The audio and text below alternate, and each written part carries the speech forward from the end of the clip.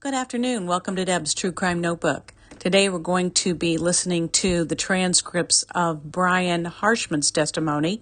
This is from the Richard Allen hearing that took place last month. And we will do this in two parts. The first part will be the questioning by Stacy Diener from the prosecution. The following is a transcript of Brian Harshman's testimony in the Richard Allen hearing. Attorney Stacy Diener. The state would like to call Brian Harshman. Witness is sworn in. Direct examination of Detective Brian Harshman. Questions by Ms. Diener. Question. Please state your full name and where you're employed.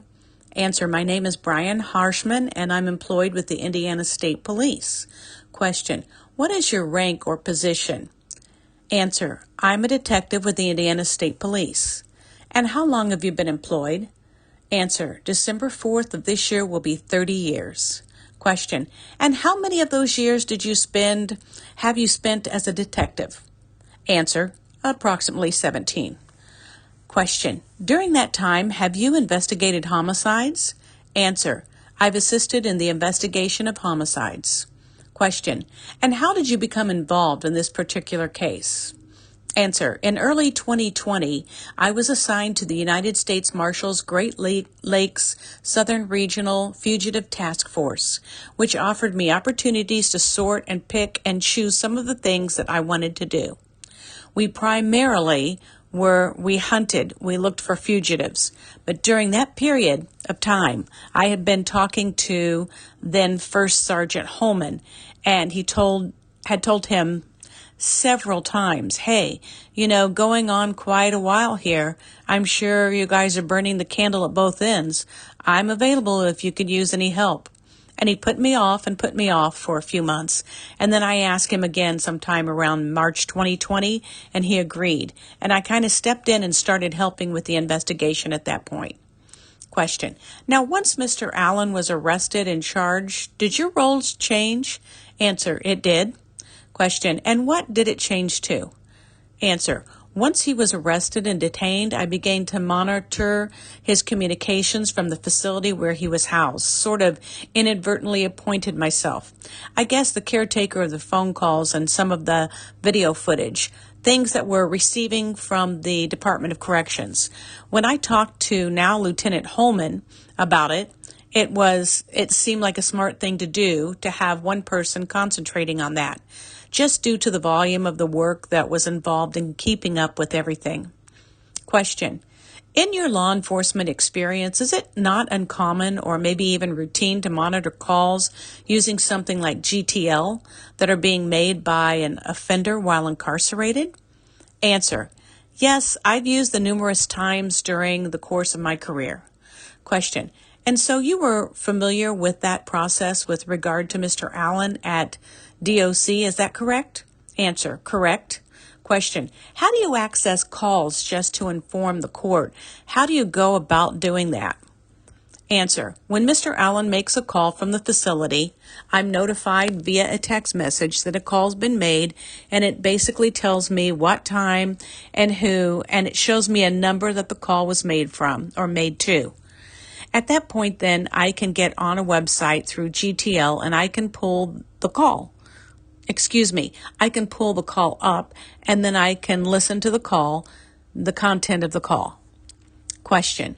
When you began this task, did you start at the beginning and have made it to current date, or when do you stand on that? Answer. I'm currently completely up to date on all phone calls that have been made by Richard Allen. Question. And when Mr. Allen makes a phone call, are you documenting relevant information? Yes, I keep and creating a report. Answer. I keep notes and then calls that I believe may contain pertinent information. I notify Lieutenant Holman and Investigator Mullen, and Investigator Mullen will generally send that call to a stenographer or to get a transcript written. And I'll usually put that in the state police case report system. It involves so much time that there is a backlog of those. But I do know that, once they're transcribed, that Investigator Mullen has a copy of the actual transcription too. So, question, would you agree that one of the items ongoing discovery that accumulates because the calls are being monitored, and if there's something significant, there's a record being created and then you then document it? Answer, yes, it never ends. It goes every day. It continues on and on. So, question, have you also been, you said you were receiving or reviewing video that's recorded within the DOC. Can you be specific as to what video? Because we all know that there's in-cell camera video, and then there's also movement video. Answer, the video that I've reviewed is the movement video that the Department of Corrections utilized when moving Mr. Allen from one place to another. Just recently, and I'm not completely finished with all of them, but just recently I received, I believe, the bulk of the video provided by DOC referencing the medical specific transports. And then I do have in the cell video access to that too, which I believe I'm current on. But there's just so much of it. I'm not completely positive, but I believe I'm current on it. Question, okay. And we're here about a motion to suppress Mr. Allen's statements while made in DOC based on his environment coercing those statements. So you've been notified of that, correct? Answer, correct. Question, and you've been watching these videos and listening to these calls, so you're hearing in phone calls Mr. Allen's perspective on his circumstances, are you not? Answer, correct. And then you can also watch the video of how he's being moved around the facility and how he's being treated by the staff that appear in that video. Is that right? Answer, correct. Question, now we've been advised that when he's moved, there's at least 2 people moving him and 1 person recording. Are there oftentimes other people present that are part of the staff? Answer, I would say that as far as your statement about a minimum of, I don't believe I've ever seen any less than that. There are times, I believe, when there are more. There have been times when Mr. Allen has been maybe less cooperative than other times. So I think they've had extra people in the area for that, but I'm not positive.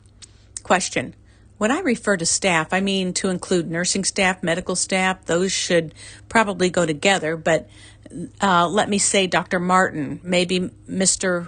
Walla. I'm going to insert a correction here. The transcript says Mr. Walla. I believe she's referring to Mrs. Walla or Miss Walla. And so you were able to observe times where he makes incriminating statements in the presence of more than just a medical provider. Answer, yes. Question, and then there are instances where it is a medical visit, correct?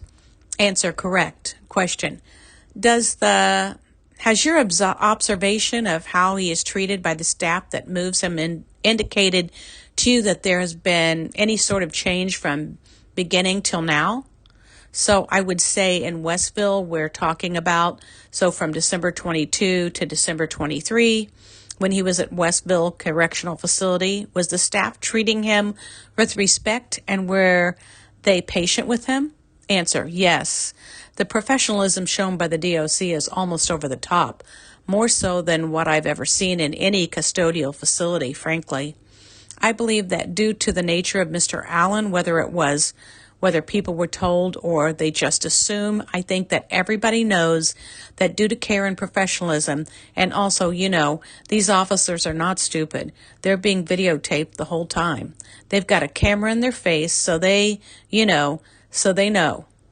But yes, the patience and professionalism from the DOC is sometimes unbelievable given the circumstances that they deal with. Question, even when he's in a state of being covered in feces and needs a shower and they're taking care of that in a respectful way to the extent that they can under the circumstances? Answer, correct. Question, okay, so there's this period of time where confessions are being made. You've been reviewing some of those, correct? Answer, correct. So if they are a phone call to his wife or his mother, have you reviewed those? Answer, correct. Question, if they are during a movement within the jail while he's being recorded by what they would call transport staff. Have you observed those? Answer, yes. Question, and some of those actually involve movement to a medical visit. Is that correct? Answer, yes, ma'am. Question, okay, is there any other category of observation you've been able to make with regard to confession statements? Answer, no, I believe just the telephone calls, the videos, the movement videos, and then movement videos to the medical, which again, I've seen most of, but I still have a few of those to go through. And then also noted that during this whole process, I've also been involved in what the suicide companion door sheets, the notes that were written there. So I would get with the investigator Mullen or Lieutenant Holman, and I would notify them, or they would notify me if they saw on the door sheet something that looked pertinent that was documented by either an inmate, suicide companion, or an officer. And as a result of those door sheets, then I did follow up and conduct numerous interviews with the Department of, DOC officers referenced their state of their statements that they recorded on those door sheets. Question, and then you prepared reports on those as well, and those would be part of discovery? Answer, that's correct. The reports were created and the interviews were also recorded. Question, transcribed or? Answer, yes, I know. Question, not sure? Answer, I know that most of them are. I hate to say all of them were so far. Question, okay. Answer, but I believe so, yes. Question, so if in reviewing this volume of information from a perspective of phone calls and videos and suicide companion sheets, did you observe any external factors that introduced themselves in April that coincided with Mr. Allen starting to confess? Answer, one of the things that I was able to note, and you ought to kind of keep in mind to date, I'm somewhere between 650 and 670 total phone calls made by Richard Allen while he's being detained. Breaking that down into hours, we're somewhere in the 150 to 170 hours of just phone calls, not including any video or anything else that I've watched. So the volume of calls is immense. So I feel I've been able to pattern his conversations and what's going on in his world just by the simple fact of the amount of time that I've spent listening to the conversations. And one of the things I've noticed was early in March, Mr. Allen began to become involved in reading a Bible. And as such, he proclaimed numerous times that on March 21st, 2023, he found Jesus Christ and he found God. Some of that statement was followed up by some calls where Mr. Allen clearly believes that he made statements that, he may very likely not be with his family again in this lifetime. And he was concerned, and what he wanted to make sure of is that when they were in heaven together, that when they went to heaven, he could go to heaven too. And it was interesting because that change of his demeanor really began to coincide with just several days later, the confession starting. Question, and would he himself relate the confessions to finding God and being concerned about his future beyond this world, heaven and hell? Answer, yes, and he would have those conversations with Mrs. Allen and his mother. They all seemed to be very religious people, and, they had conversions and conversations, and he had extensive conversations about, if things don't go his way, then he wants to try to make sure, and oftentimes he says that he's not even sure with what he's done, and the facts that he's found God is going to be enough to get him into heaven. Question, when you say he's not sure of what he's done, what do you mean by that? Answer, well, and that's sort of what he alludes to. He doesn't really go any further than that. He just talks about, I think he's mentioned sins. Question, oh. Answer, the sins that he's committed? Question, okay. Answer, but nothing specific as to a particular sin when he was talking about that. Question, but he does talk about the crimes he's charged with in this case. Answer, yes, oh yes. Question, Okay, and does he talk about with specificity? Answer, yes. Yes, he was confessed, he has confessed, and he has talked about these crimes very specifically. And are we talking about one time or multiple times? I tried to put it, I tried to find a way to put it in a numerical sense because there are varying degrees of what I believe is, there's some confessions where it's just, I did this, this, and this. And then there are some where you sort of dance around the outside of it, but just direct confessions that I've been able to find, telephone calls, the videos, the door sheets. I'm 60 plus confessions at this point, and that's a conservative number without a doubt. Question. Okay, and in the ones that are more specific, does Mr. Allen include details that only a person involved in the crimes would potentially know? Answer. I believe that's correct. Yes. Question. And does he ever talk about an obligation as a Christian to be honest and make things right? Answer. I don't recall that exact phrasing, so I'd be hesitant to say I'm not sure. Question. Okay. How is his confessions to his family received in these calls? Answer. Generally, the first confessions were obviously Mrs. Allen and the mom were extremely upset. Rightfully so. I mean, it's difficult to listen to, his conversation with them about it because, that's their husband, their son. Clearly, it's an extremely difficult time for them.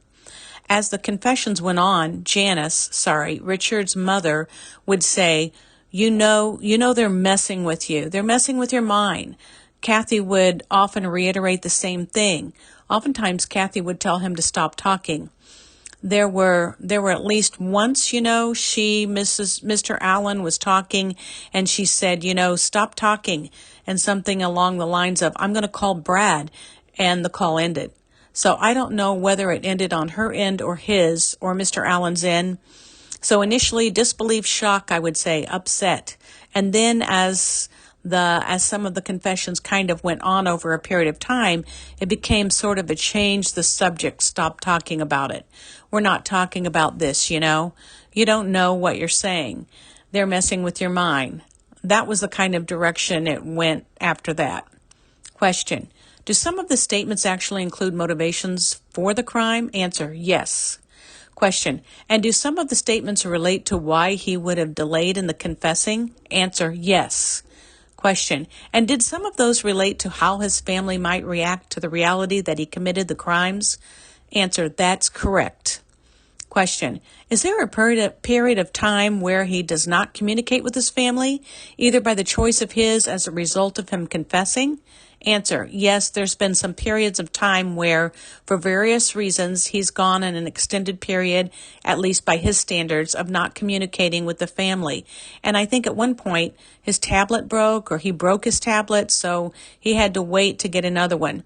I think that he maybe had lost his communication privileges for a while for some incident that happened at the department. I don't know what that would have been, but other than that, he's pretty consistent in calling. Question. Is it correct that he has a concern over whether his family still love him if he committed these crimes? Answer. Yeah, I would say that that's probably the biggest common concern that he is over and over again. No matter how this ends up, will you still love me? Will you still be there? Extremely concerned about what happens as a result of his trial. Question. You indicated recently that you reviewed or found a statement that you thought related to him having a conversation with Kathy about how this is impacting her, and that he would contact the police to make a statement. Can you answer? Yeah. Question. Share that with the court. Answer. In November of, I think it might have been the second week of November in 2022, and this is early on in his incarceration, or his detention, is just weeks probably. He makes a statement to Kathy that if this becomes too much for you, just let me know. I'll talk to the detectives and tell them everything they want to know. Question. Once he experiences his family not wanting to talk to him, is it sometime after that of not wanting to talk to him after he confessed Does he then cease or reduce the amount of statements that he's making about confessing to the crime? Answer: yes, I would say probably the bulk of the confessions started in early April and probably continued on until through June, maybe into July. And after that, he started to really slow down as far as what I would consider the direct confessions. There's always, we even still after that, we still have the conversations about, will you love me, no matter what happens, no matter, there was a period of time he was extremely concerned about what the family was going to see during the trial. He was concerned about, the things that were going to be said about him. And he was really concerned about the photos that they were going to see of what he was accused of. Question: in fact, he indicated that he didn't want them to see what he had done. Is that correct? Answer: that's correct. Question: and then he gets moved to Wabash Valley. And does he make any statements while at Wabash Valley that would be considered confessions? Answer: in February of this year, he made a statement that was documented by a Department of Corrections guard. I don't have the report with me, but it was somewhere along the lines of he was talking to himself and he apologized for maybe killing Abby Williams, I think. To feel comfortable, I would want to review my report and make sure that that's correct, but that's the gist of it. Question: okay. Would you recall a statement that he made to his mother in January of this year in a recorded phone call that he wanted to tell the truth and be honest and just didn't want to hurt his family? Answer: I've heard those calls. As far as the timeline, if you're telling me January, I believe you, but I'm not completely sure of the timeline. But yeah, I've heard calls to that nature. Question: he has said those things on phone calls? Answers: yes. Question: okay, in your survey of all this information that you described and in your interviews with officer companions that were logging his activity at Westville, did you ever learn any information that led you to believe that he was being coerced or induced to make incriminating statements? Answer: I did not. One of the things that I really checked on during the interviews was, if the behavior between the DOC personnel and Mr. Allen, and then also if the DOC personnel witnessed any other personnel having adverse interactions with Mr. Allen. And by far the overwhelming consensus between the guards is they felt they felt like he was treated way better than Attorney Bradley Rosie. I'm going to object to this point, to speculation, and when he's testifying in bulk about a bunch of guards or thinking and feeling, I think it's a little bit beyond the evidentiary, what the evidentiary rules permit, which is something that has some indicia or reliability in a case like this. It's hearsay. Ms. Diener: Judge, the officers who are relaying their impressions to this officer while he's interviewing them are giving him statements based on their observations, direct observations of Mr. Allen. I think it should be admitted. The court overruled. Mr. Rosie, thank you. There's some reference to Mr. Allen feeling tortured with regard to the defense motion and memorandum. Has there been a reference to that in the materials that you've reviewed? Answer: yes, Mr. Allen does state a lot that he feels like he's being mentally tortured, and he has been pressed by his family, are they hurting you? Are they making you? And he has, far as physical torture, he has always says no. He believes the psychological mental torture is what they're doing, and he equates that to functions like it's loud in the prison at night and it keeps him awake, the lights are always on and it bothers him, and he correlates a lot of those activities with being torture tactics that the DOC is using to mentally and psychologically affect him. Question: and so let's go back to what Mr. Rosie had objections to. You were going to share with the court the impressions of the guards with regard to Mr. Allen. Do you recall your statement you were going to make about what they had relayed to you? Answer: I do. Question: okay, could you please share that? Answer, yes. The guards shared with me that they believed that Mr. Allen was receiving treatment that was above and beyond what the normal inmates at the facilities were receiving day in and day out. And, I don't know how to really phrase it other than it created an almost, between the other inmates and Mr. Allen, it was noticeable enough that everybody like on the range would know that Mr. Allen was being treated different than the rest of them. Question, different and in a better way? Answer, different in a better way is correct.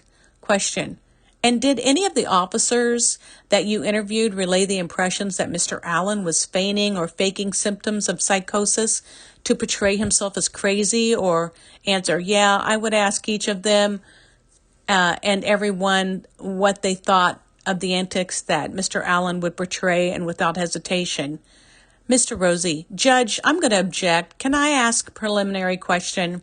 The court, yes. Mr. Rosie, are you communicating what some offender told you about the impression about Mr. Allen's psychiatric state? Answer, no. I was making statement on what a DOC officer told me he believed Mr. Allen was doing. Mr. Rosie, right.